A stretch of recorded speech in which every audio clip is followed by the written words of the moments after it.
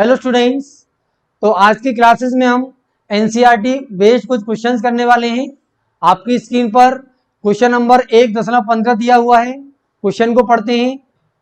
एक समान विद्युत क्षेत्र E बराबर 3 गुणा 10 की घात 3 आई कैप न्यूटन पर कूलाम पर विचार कीजिए। क्या विचार करना है?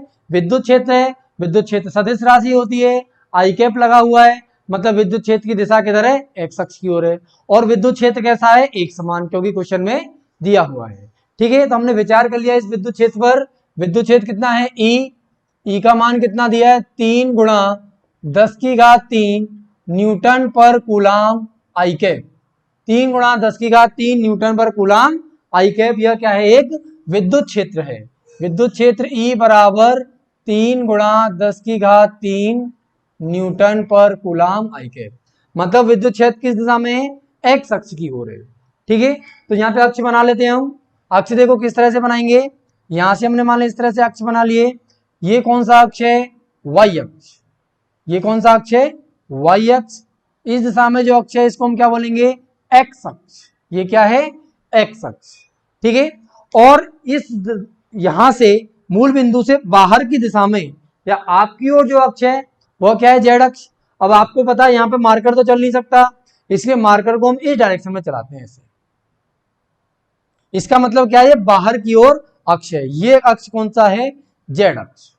विद्युत क्षेत्र किस दिशा में है? एक्स अक्ष की ओर। विद्युत क्षेत्र किस दिशा में है? एक्स अक्ष की ओर। इस दिशा में क्या है? विद्युत बल रेखाएं। इस दिशा में क्या है? विद्युत बल रेखाएं। कितना? ई दिया। ठीक है, इसका मान कितना? 3 गुणा 10 की घात 3 न्यूटन प्रति कूलम। अब एक क्वेश्चन में दिया हुआ है इस क्षेत्र का 20 सेंटीमीटर भुजा के वर्ग के उस पार्श्व से जिसका तल YZ तल के समांतर है गुजरने वाला फ्लक्स निकालना है। ठीक है, एक पार्श्व दिया जिसकी भुजा कितनी है?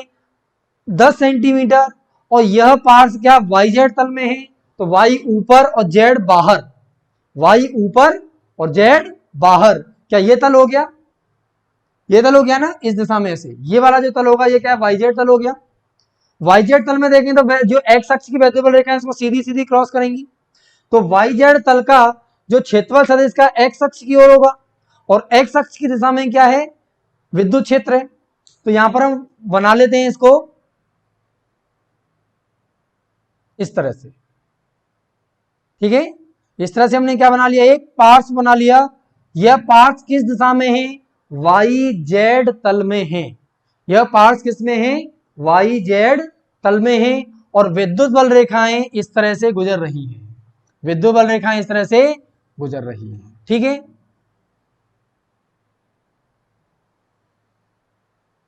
विद्युत क्षेत्र किस दिशा में है? एक्स अक्ष की ओर।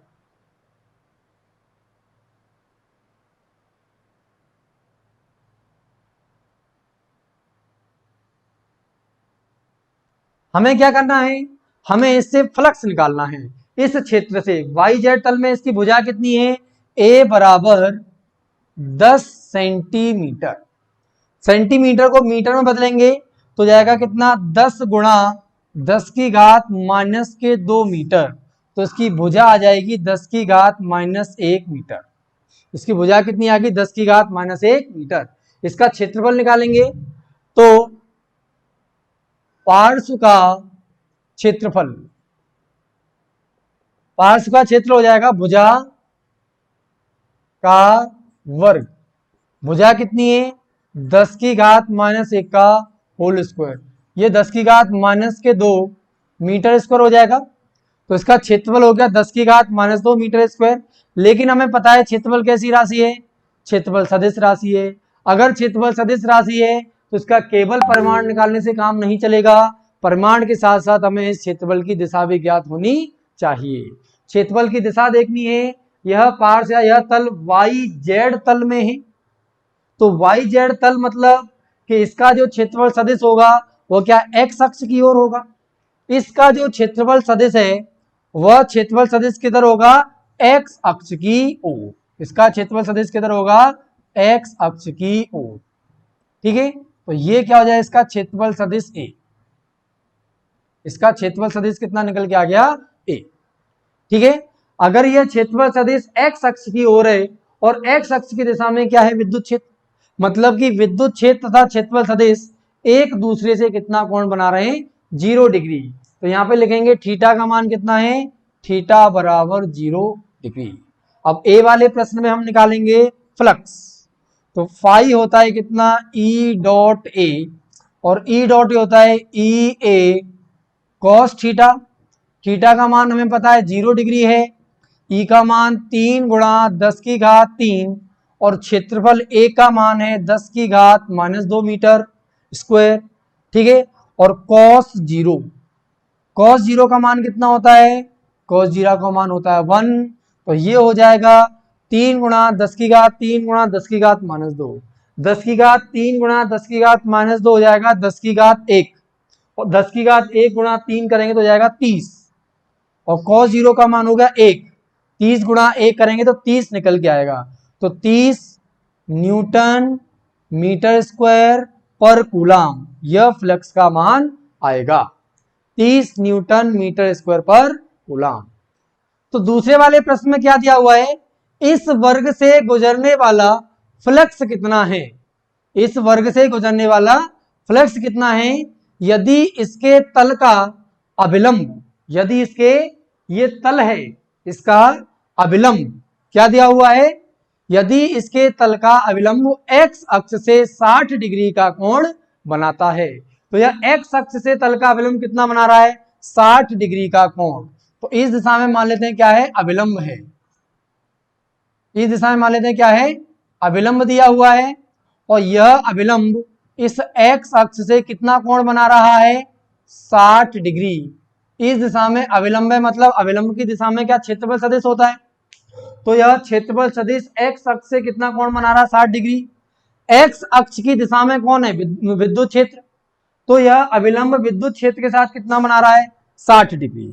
अभिलंब मतलब क्षेत्रफल सदिश, अगर क्षेत्रफल सदिश विद्युत क्षेत्र के साथ 60 डिग्री का कोण बना रहा है तो यहाँ पर थीटा का मान कितना हो जाएगा, थीटा बराबर 60 डिग्री।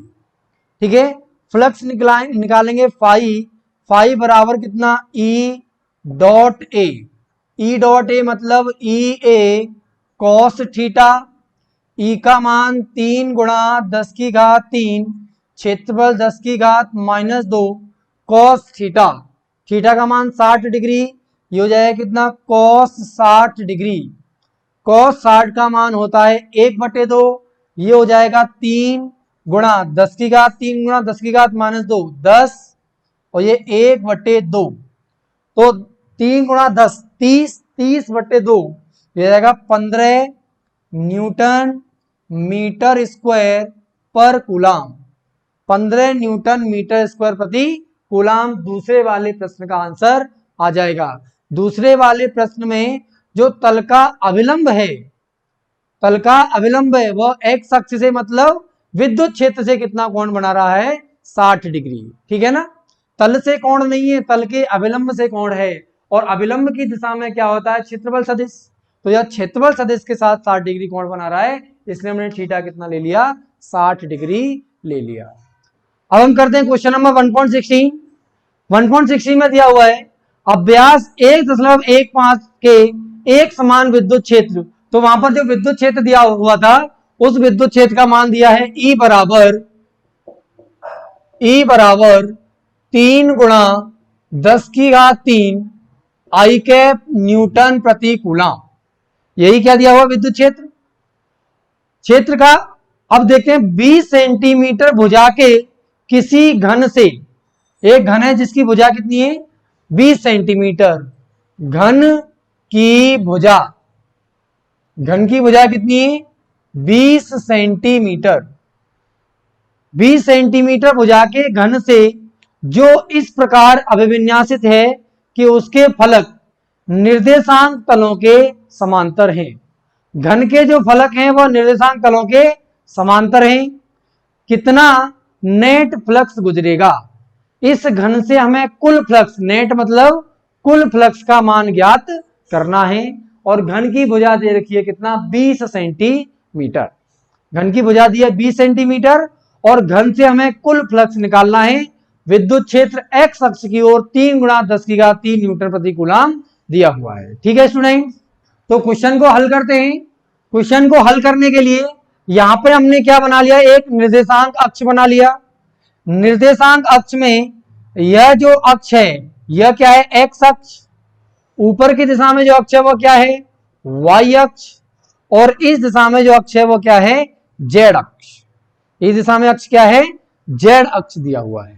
तो एक्स वाई जेड इस तरह से दिया हुआ है, एक्स वाई एंड जेड। ये जो जेड अक्ष है वह इस तरह से बाहर की ओर है।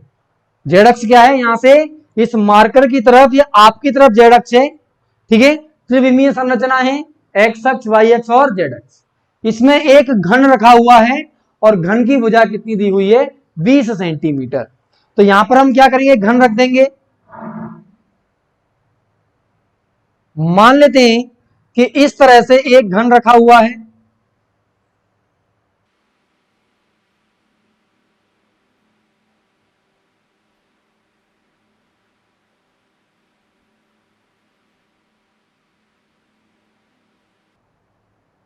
इस तरह से आपको ये घन दिखाई दे रहा होगा। ठीक है, घन में देखो ये जो साइड है ये आगे की साइड है, जो डार्क किया हुआ ये क्या है, आगे की साइड है।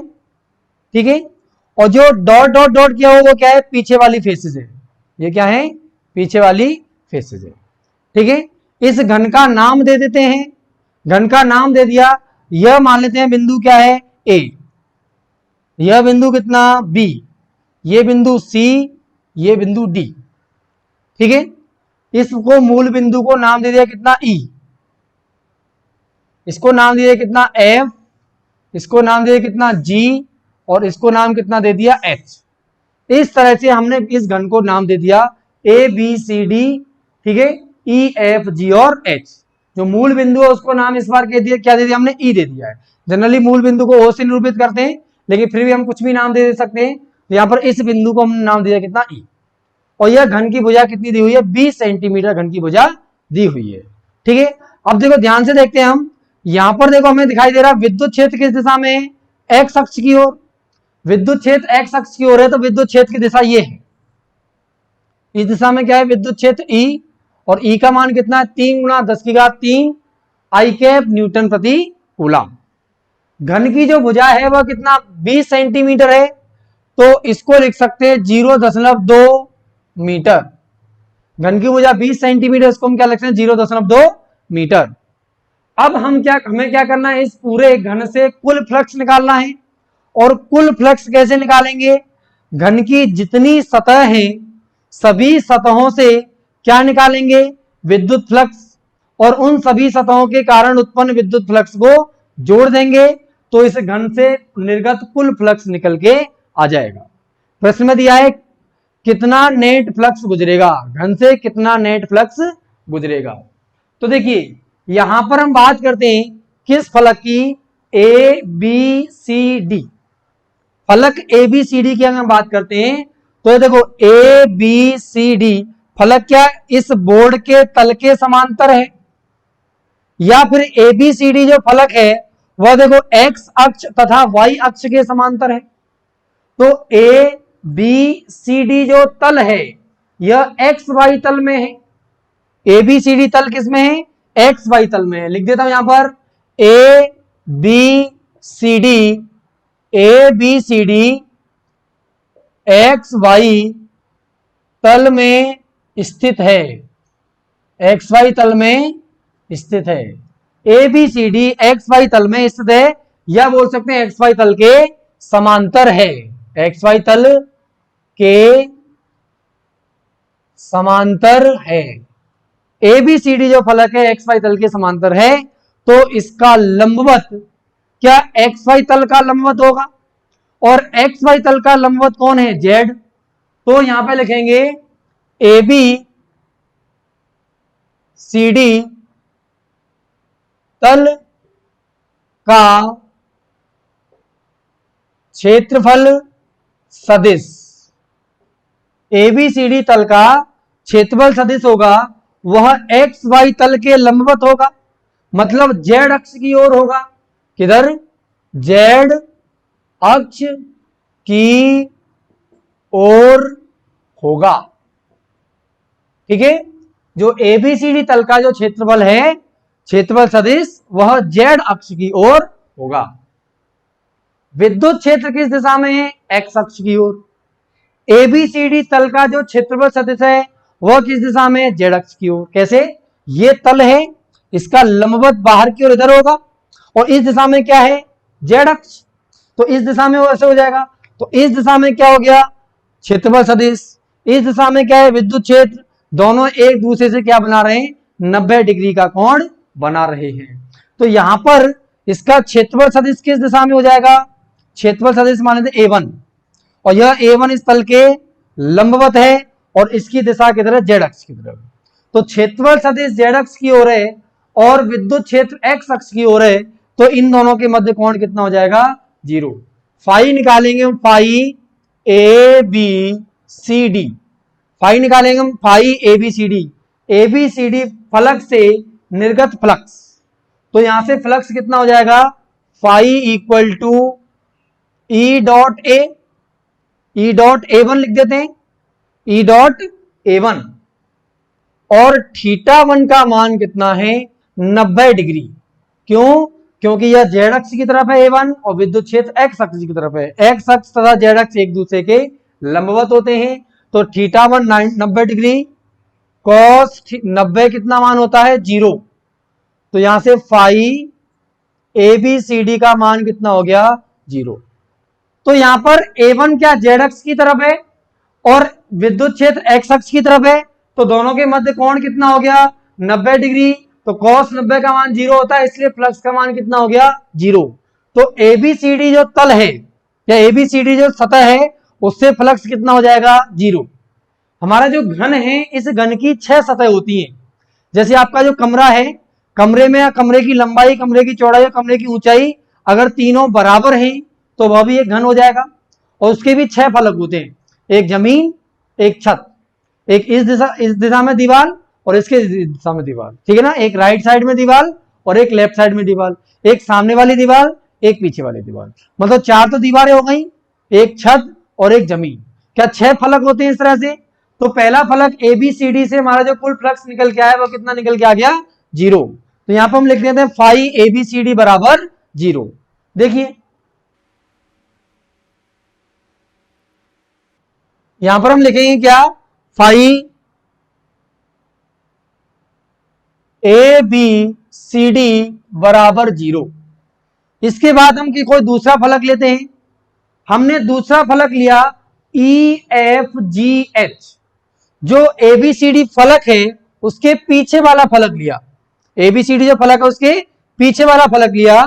तो कौन से फलक? E F G H. जब एबीसीडी एक्स वाई तल में था तो ई एफ जी एच भी किस में है? ई एफ जी एच भी क्या है? एक्स वाई तल में है। यहां पे लिखेंगे फलक E F G H X Y तल में स्थित है, एक्स वाई तल में स्थित है। फलक E F G H X Y तल में स्थित है। अगर एक्स वाई तल में स्थित है तो फलक ई एफ जी एच का क्षेत्रफल सदिश, ई एफ जी एच का क्षेत्रफल सदिश क्या होगा? एक्स वाई तल के लंबवत होगा। एक्स वाई तल के लंबवत, एक्स वाई तल के लंबवत। और पीछे वाली सतह है तो इसके लिए क्या पीछे की दिशा में क्षेत्रफल सदिश होगा? क्योंकि क्षेत्रफल सदिश क्या होगा? बाहर की ओर होता है। तो पीछे वाली सतह तो पीछे हो जाएगा, पीछे वाली सतह तो क्या होगा? पीछे हो जाएगा। तो यहां पे फलक ई एफ जी एच का क्षेत्रफल सदिश एक्स वाई तल के लंबवत माइनस जेड अक्ष की ओर स्थित है, माइनस जेड अक्ष की ओर स्थित है। तो इसका जो क्षेत्रफल सदिश होगा वो ऐसे पीछे दिशा में होगा। कितना? ये मान लीजिए हम कितना? A2। और यह भी क्या है? इस तल के लंबवत है। यह भी क्या है? इस तल के लंबवत है। ये कौन से वाले तलक A2 किसके लिए लिया है? ई एफ जी एच। तो जेड एक्स इस दिशा में है, तो इसके विपरीत दिशा में क्या हो जाएगा, A2। A2 की दिशा ये हो गई, ठीक है। और यह A2 क्या है, स्थल के लंबवत है, ठीक है। तो लंबवत है तो हम निकालेंगे फाई किससे, EFGH। यहां से फाई निकालें, फाई कितना, E.A, और हमें थीटा पता है कितना, 90 डिग्री है। थीटा अगर 90 डिग्री है तो फाई EFGH, फाई EFGH का मान हो जाएगा 0, क्योंकि कॉस 90 डिग्री का मान कितना होता है, 0 डिग्री, ठीक है। तो यहां पर फाई EFGH फलक से भी फ्लक्स कितना हो गया, 0 हो गया। चलिए आगे बढ़ते हैं। यहां पे हम लिख देंगे फाई EFGH का मान कितना हो गया, 0, ठीक है स्टूडेंट्स।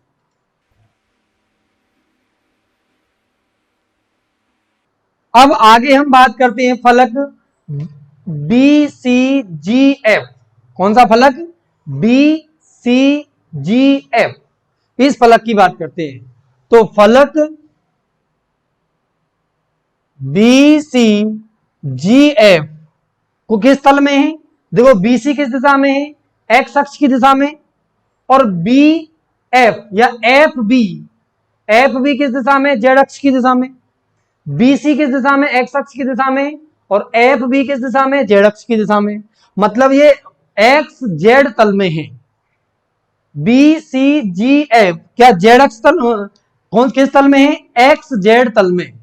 BCGF एक्स जेड तल के समांतर हैं। कौन कौन से, BCGF एक्स तथा जेड तल के समांतर हैं।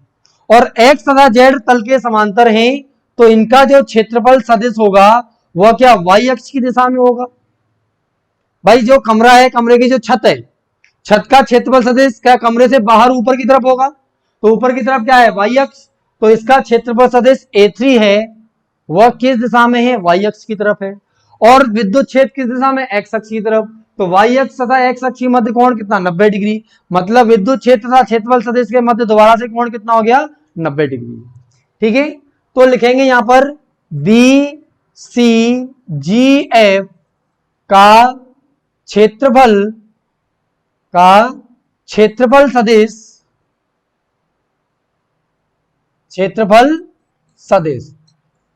BCGF का क्षेत्रफल सदिश y अक्ष की ओर स्थित है। BCGF का क्षेत्रफल सदिश y अक्ष की ओर स्थित है। अगर यह क्षेत्रफल y अक्ष की ओर स्थित है, विद्युत क्षेत्र x अक्ष की ओर है, तो दोबारा से यहां पर थीटा का मान कितना हो गया, थीटा हो गया कितना, 90 डिग्री। हम निकालेंगे फ्लक्स BCGF, तो कितना, E डॉट ए होता है E कॉस थीटा, cos 90 का मान कितना होता है, तो cos 90 का मान होता है 0।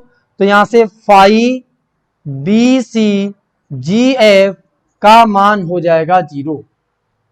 फ्लक्स निकाला यहां से, फाई BCGF का कितना मान हो गया, 0, ठीक है स्टूडेंट्स। और आगे चलते हैं। चलिए आगे हम फलक ले रहे हैं, 3 फलक के लिए निकाल लिया, ABCD हो गया, और इसके पीछे वाला फलक EFGH हो गया। ऊपर वाली छत टाइप से जो BCGF हो गया। अब नीचे वाली बात कर लेते हैं, जैसे कमरे में जो जमीन होती है उसकी बात कर लेंगे। तो ये क्या है, ADHE फलक की बात करते हैं। फलक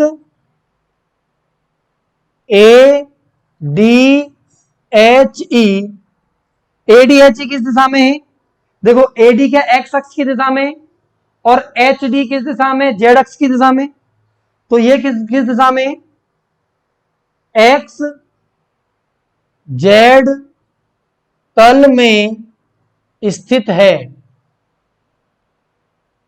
क्या दिया हुआ है? फलक ADHE, ADHE किस दिशा में? XZ तल में है। और अगर ये XZ तल में है तो ADHE का क्षेत्रफल सदिश, देखो जमीन का क्षेत्रफल सदिश किधर होगा? जमीन के बाहर, बाहर की ओर तो मतलब नीचे की ओर हो जाएगा। यहां से देखेंगे ADHE का जो क्षेत्रफल सदिश है वह ये जो क्षेत्र है इसका क्षेत्रफल सदिश का नीचे की दिशा में हो जाएगा A4। ठीक है, तो नीचे क्या है? -y अक्ष की तरफ, और विद्युत क्षेत्र किधर है? x अक्ष की तरफ। तो ADHE का क्षेत्रफल सदिश माइनस के y अक्ष की ओर स्थित है। माइनस के y अक्ष की ओर स्थित है। अगर -y अक्ष की ओर स्थित है तो दोबारा से थीटा का मान कितना हो गया? 90 डिग्री। तो यहां से फ्लक्स ADHE का मान हो जाएगा 0। ठीक है, यहां से ADHE फलक से भी निर्गत फ्लक्स कितना हो जाएगा? 0। तो 4 फलकें हमें ऐसे दिखे जिनसे विद्युत फ्लक्स का मान कितना हो गया? 0। ठीक है, ADHE से भी फ्लक्स कितना हो गया? 0। फाई ADHE कितना हो गया? 0। अब हम बात करते हैं कौन से फलक की? DHGC। DHGC फलक DHGC, फलक DHGC। तो DH किस दिशा में है? Z दिशा में। या HD किस दिशा में? Z दिशा में। और HG क्या Y दिशा में है? DH तो Z दिशा में है, HG किस दिशा में? Y दिशा में। तो ये हो जाएगा DHGC क्या YZ अक्ष या YZ तल के समांतर हैं। YZ तल के समांतर है। DHGC YZ तल के समांतर दिए हुए हैं। अगर ये YZ तल के समांतर दिए हुए हैं तो YZ का लंबवत क्या होता है? X अक्ष। तो हो जाएगा DHGC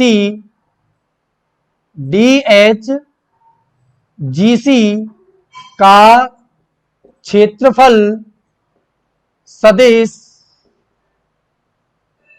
DHGC का क्षेत्रफल सदिश क्या X अक्ष की ओर स्थित है। अगर इसका क्षेत्रफल सदिश X अक्ष की ओर स्थित है और विद्युत क्षेत्र भी किस दिशा में? X अक्ष की ओर, तो दोनों के मध्य कोण थीटा का मान कितना हो जाएगा? 0 डिग्री। देखो यहां पर ये जो क्षेत्र है इस क्षेत्र का क्षेत्रफल सदिश किस दिशा में? X अक्ष की ओर। कौन सा क्षेत्र है ये? A5। A5 क्षेत्र का क्षेत्रफल सदिश किस दिशा में? X अक्ष की ओर। और X अक्ष की दिशा में क्या है? विद्युत क्षेत्र। तो दोनों समान दिशा में ही, तो दोनों के मध्य कोण थीटा का मान कितना हो गया? 0 डिग्री। यहां से निकालेंगे फ्लक्स DHGC तो जाएगा E.A5। और यह जो क्षेत्रफल है, क्षेत्रफल क्या हो जाएगा इसका? लंबाई गुणा चौड़ाई। तो लंबाई अगर कितनी है? भुजा इसकी अगर A है तो इसका क्षेत्रफल हो जाएगा A²। तो ये हो जाएगा EA² cos 0 मतलब EA²। फाई DHGC का मान निकल के आएगा EA²। फाई DHGC का मान निकल के आएगा E गुणा A²। हम 5 फलकों से फ्लक्स निकाल चुके हैं। 4 फलकों से फ्लक्स 0 आया है। ये CDHG से फ्लक्स कितना? EA निकल के आया। और अब हम निकालेंगे ABEFE से फ्लक्स निकालेंगे। ठीक है ना? तो यहां लिखेंगे फलक कौन सा वाला, ए बी एफ ई। फलक ए बी एफ ई यह किस तल के समांतर है? तो देखो ई ए जो है वह क्या जेड अक्ष की दिशा में है और ए बी किस दिशा में, वाई दिशा में। तो यह वाई जेड तल के समांतर है। किस तल में है, वाई जेड तल के समांतर है। वाई जेड तल के समांतर है तो इसका क्षेत्रफल सदिश क्या एक्स अक्ष की ओर आएगा और एक्स अक्ष में भी इसमें इस दिशा में आएगा, ठीक है ना। इधर जो घन है, घन की ये वाली जो साइड है उसका क्षेत्रफल सदिश इस दिशा में होगा ए। तो ये जो क्षेत्रफल सदिश होगा वह एक्स अक्ष की विपरीत दिशा में है, इसीलिए लिखेंगे यहां पे अतः फलक ए बी एफ ई का क्षेत्रफल सदिश किस दिशा में है, माइनस एक्स अक्ष की ओर स्थित है। माइनस एक्स अक्ष की ओर स्थित है। अब यहां से हम देखेंगे तो विद्युत क्षेत्र एक्स अक्ष की ओर है और क्षेत्रफल सदिश इसका माइनस एक्स अक्ष की ओर है। तो विद्युत क्षेत्र इस दिशा में है ई और इस दिशा में क्या है ए।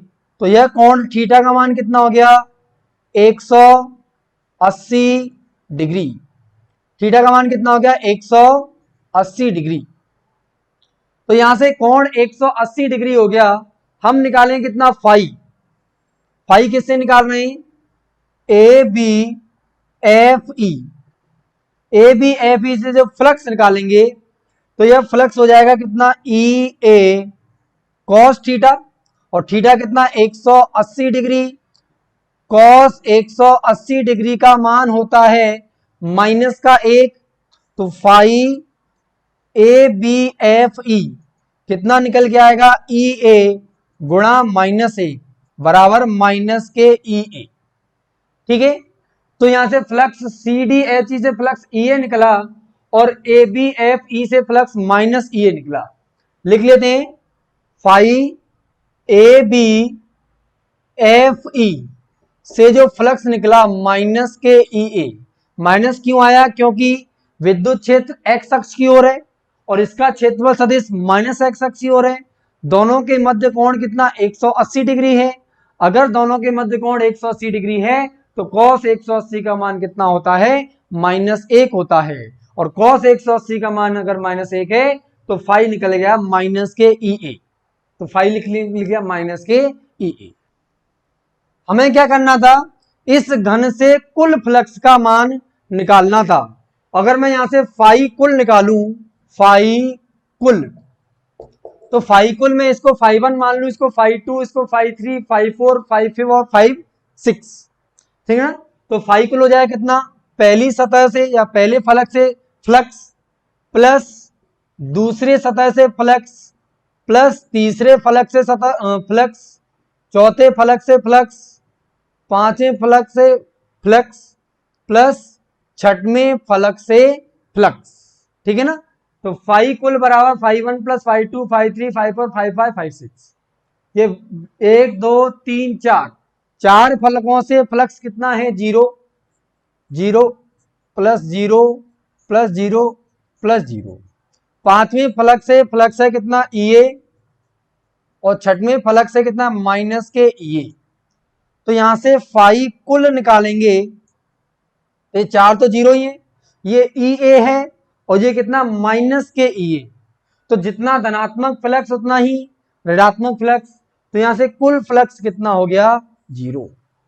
तो हमें यह समझ में आता है कि कोई अगर हमारे पास बंद सतह है, क्या है, बंद सतह है और यह बंद सतह एक समान विद्युत क्षेत्र ई में रखा हुआ है, तो इससे निर्गत कुल फ्लक्स कितना हो जाएगा, 0। ऐसा क्यों होता है इसको हम समझते हैं।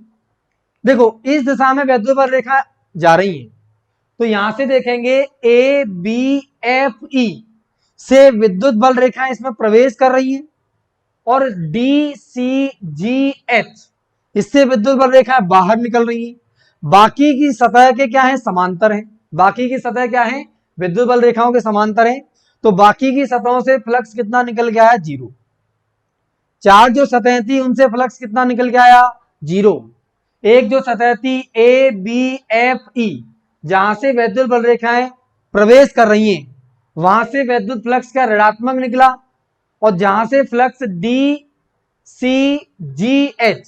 जहां से विद्युत बल रेखा बाहर निकल रही है, वहां पर फ्लक्स क्या निकला, धनात्मक। अब अगर एक समान विद्युत क्षेत्र हमें दिया हुआ है, तो एक समान विद्युत क्षेत्र से जितनी विद्युत बल रेखाएं इसमें प्रवेश करेंगी उतनी विद्युत बल रेखाएं निकल जाती है। मतलब कि जितना फ्लक्स धनात्मक है उतना ही फ्लक्स क्या है, ऋणात्मक।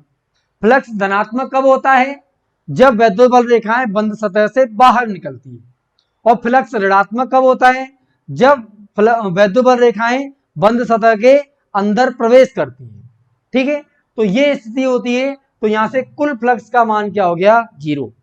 अब देखते हैं इस सतह, बंद सतह के अंदर कोई आवेश रखा नहीं है। तो यहां से हम एक पॉइंट और सीखेंगे। वह पॉइंट हमें क्या दिया हुआ है, यदि अगर कोई बंद सतह एक समान विद्युत क्षेत्र में रखी हुई है तथा बंद सतह के अंदर कुल आवेश कितना है, 0। इस घन के अंदर कोई आवेश नहीं है, तो इसके अंदर अगर कुल आवेश हमें 0 दिया हुआ है तो इससे निर्गत कुल फ्लक्स कितना हो जाएगा, 0 हो जाएगा। ठीक है स्टूडेंट, तो चलिए इस स्टेटमेंट को लिख लेते हैं और समझ लेते हैं। ठीक है,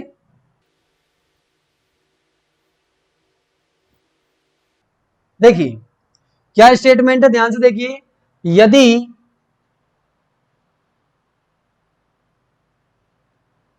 कोई बंद सतह एक समान विद्युत क्षेत्र में, एक समान विद्युत क्षेत्र में, यदि कोई बंद सतह एक समान विद्युत क्षेत्र में रखी हो तथा इसके अंदर कुल आवेश कितना हो, 0 हो। इसके अंदर हमने कोई आवेश नहीं लिया है, इसके अंदर कुल आवेश क्या हो, 0 हो। तो इस बंद सतह से निर्गत कुल फ्लक्स,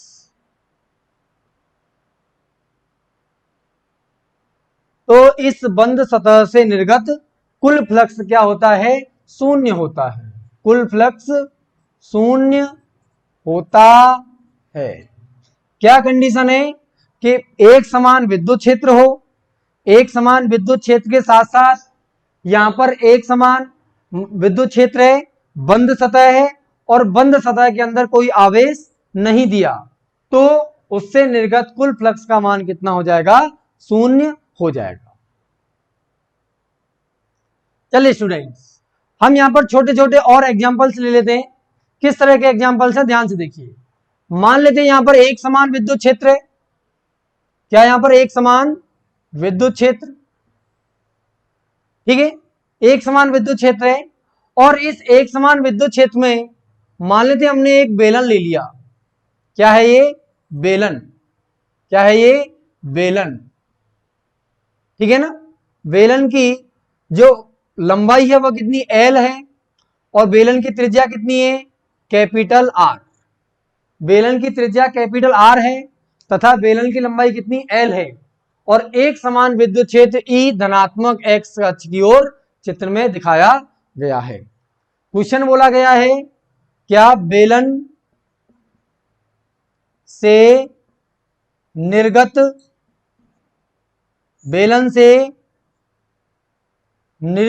कुल फ्लक्स ज्ञात कीजिए। बेलन से निर्गत कुल फ्लक्स ज्ञात कीजिए। तो देखिए फ्लक्स किस तरह से निकालेंगे, इसको सॉल्व करते हैं। तो यहां से फ्लक्स फाई का मान कितना हो जाएगा 0। क्यों भाई, क्या बेलन बंद सतह है? हाँ। क्या एक समान विद्युत क्षेत्र है? हाँ। क्या इस बेलन के अंदर कोई आवेश है? नहीं। इस बेलन के अंदर कुल आवेश कितना है? 0 है। तो इससे निर्गत कुल फ्लक्स का मान कितना हो जाएगा 0। यहां से फाई कुल लेंगे तो फाई कुल का मान कितना हो जाएगा 0 हो जाएगा। ठीक है स्टूडेंट, तो कोई भी बंद सतह हो एक समान विद्युत क्षेत्र में रखी है, बंद सतह पर के अंदर कुल आवेश 0 है, तो उस एक समान विद्युत क्षेत्र से के कारण उस बंद सतह से निर्गत फ्लक्स कितना होगा 0 होगा। 0 होगा। साथ ही साथ हम एक चीज और देख लेते हैं, मान लेते हैं ये क्या है, एक बंद सतह है। क्या है ये? बंद सतह। और इस बंद सतह में जो वैद्युत बल रेखाएं इसमें प्रवेश करती हैं उनके कारण फ्लक्स क्या होता है? ऋणात्मक।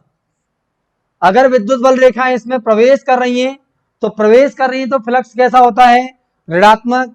और विद्युत बल रेखाएं इसमें से बाहर निकल रही हैं, विद्युत बल रेखाएं इसमें से अगर बाहर निकल रही हैं तो फ्लक्स का मान क्या होता है? धनात्मक।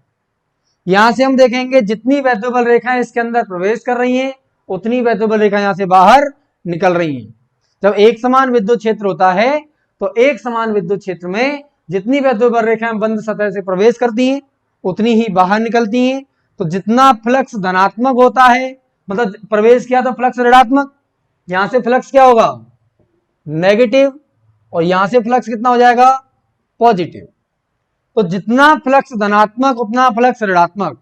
जितनी वैद्युत बल रेखा बाहर निकली क्या उतनी ही प्रवेश की थी, तो कुल फ्लक्स का मान कितना हो जाएगा? 0। ठीक है, एक और एग्जांपल ले लेते हैं छोटा सा।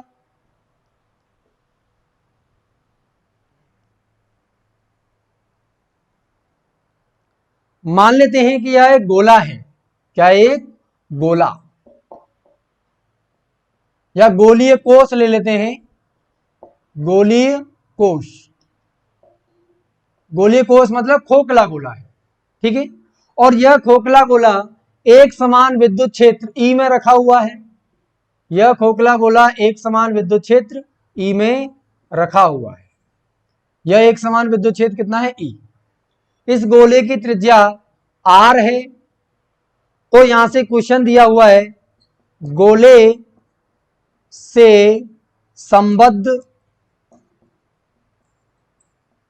कुल फ्लक्स ज्ञात कीजिए। गोले से संबद्ध कुल फ्लक्स ज्ञात कीजिए। देखो गोला क्या होता है, जैसे वृत्त होता है ना, वृत्त होता है चूड़ी। वृत्त क्या होता है? चूड़ी की तरह। ठीक है, डिस्क होता है थाली की तरह। ठीक है ना, और यह जब गोला है यह फुटबॉल की तरह होता है। किसकी तरह? फुटबॉल की तरह। तो गोला दो तरह के होते हैं, एक ठोस गोला और एक खोखला गोला। ठोस गोला वो होगा जिसके अंदर पदार्थ भरा हो, और खोखला वो गोला होगा जिसकी केवल सतह हो। जैसे फुटबॉल क्या है? खोखला गोला है।